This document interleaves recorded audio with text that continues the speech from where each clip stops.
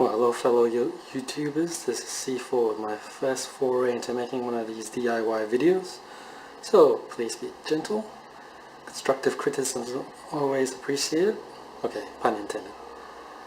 So, the background is that we've recently got 3 chicks from our friend's local childcare. We've had point-of-lay chickens and rescued battery hens before, but we've never raised one from a few days old. So as you know, with anything, you can pay serious coin for commercially available, purpose-made accessories, right? But like me, you probably thought, really? I have to spend X dollars for something that might be used for a month or two and then never see the light of day again. And my pet peeve is that if it does, the sun's UV will probably degrade in a while anyway. So recently, the pong of the 4 to 5 week old chick in its box has given us the indication that it's probably time to transition it to larger surrounds. That and its newfound ability to leap and flap out of its box. Another thing you'll know is that unless you take precautions, once it goes outside it'll share its feed with all sorts of pesky scavengers, not least pigeons and other unseen critters that attract other unwanted critters. So here's the solution that might give your young brooder a chance of getting a decent feed. So kudos and props first, taking inspiration from DIY YouTuber Rob Bob, who in turn I believe took his inspiration from Hamish 121212. I came up with an idea for a Brooder Feeder. At least that's what I think they called at that age. If I work out how, I would add some quick links about here or here, or otherwise check out the video description for said links. So being the cheap person that I am, I'm being the type of person who likes to reuse the otherwise perfect condition rubbish that we have around the house or that gets thrown out. So here's the second build or prototype Mark II. What you'll need is a fairly large rigid yogurt tub with lid washed. Either one cable tie that's at least 35 cm, just over a foot, and one shorter one, at least 5 cm or a couple of inches, or you just have 2 cable ties that are at least 35 cm or over a foot long.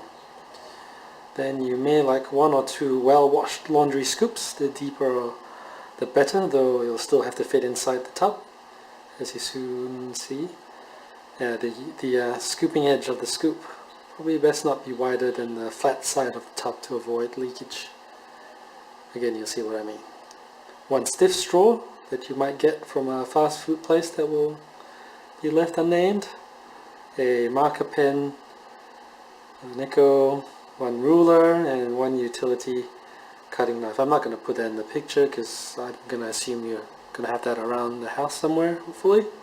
Well, you know, it's something you can reuse. So yeah, you don't specifically need 2 different length cable ties, but if you do, as I would some serious DIYs to have, you will cut down some waste. Anyway, so let's get cooking. Cutting the tub. So inside the tub of the better made ones, there are some reinforcing strips that I guess make the container stronger. These will act as a guide for the bottom edge of the first cut and act as a lip so that the food does not fall out of the tub unnecessarily.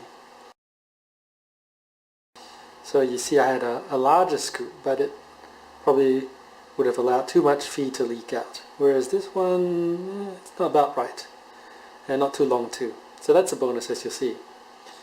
Try to find the middles of the flat side. Not that the quick and dirty way would be to lay the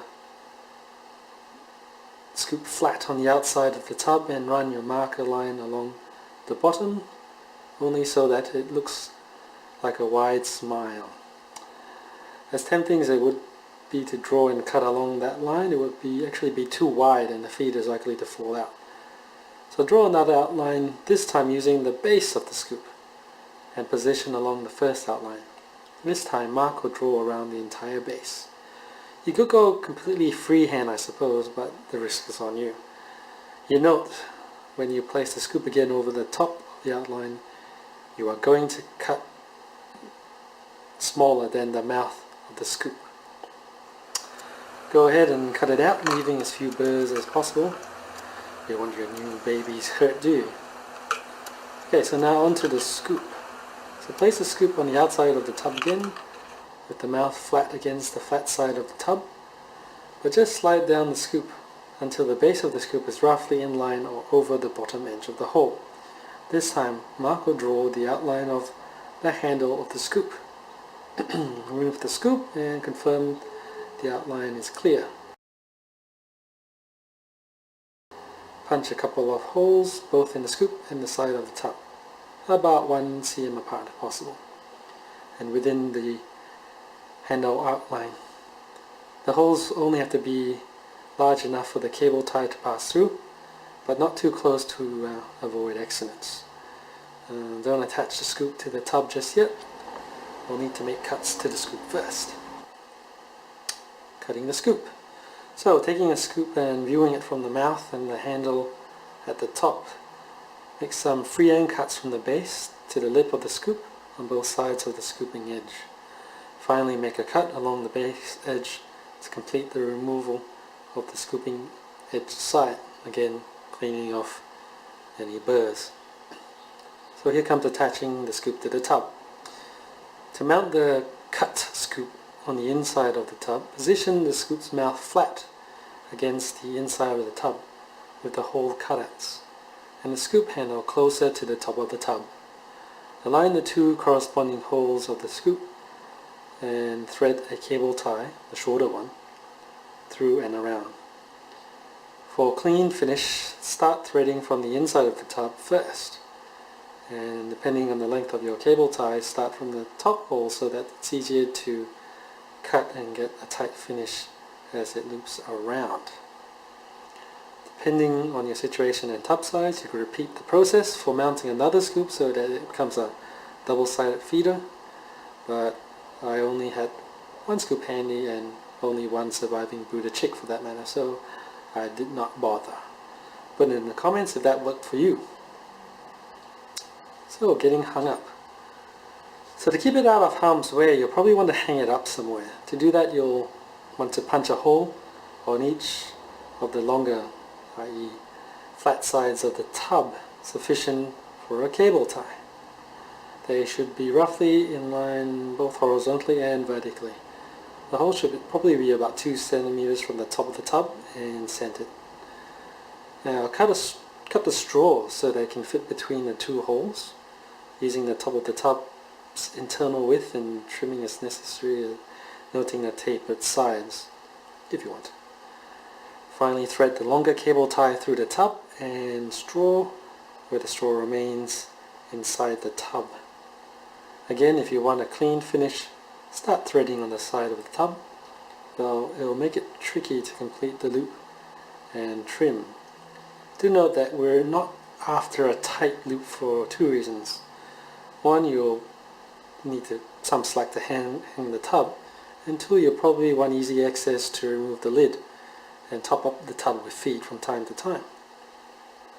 Okay, so putting it to work. To deploy it, just fill the tub with feed, probably just below the level of the straw. If the brooder chicks look blankly at the feeder wondering what to do, either remove all other feed or allow them to finish existing ones. Then, in front of at least one chick, shake the tub so that at least some of the feed falls out. Hopefully this triggers the notion that food now comes from that portal in the tub. So hang the tub at a suitable height off the ground, but not too high that your chicks cannot access it. Anyway, so thanks for watching. I do hope you've enjoyed it. Please let me know what you think and any modifications you might have had to make it work for you down in the comments. Hope to see you soon in another video, maybe. So until then, take care.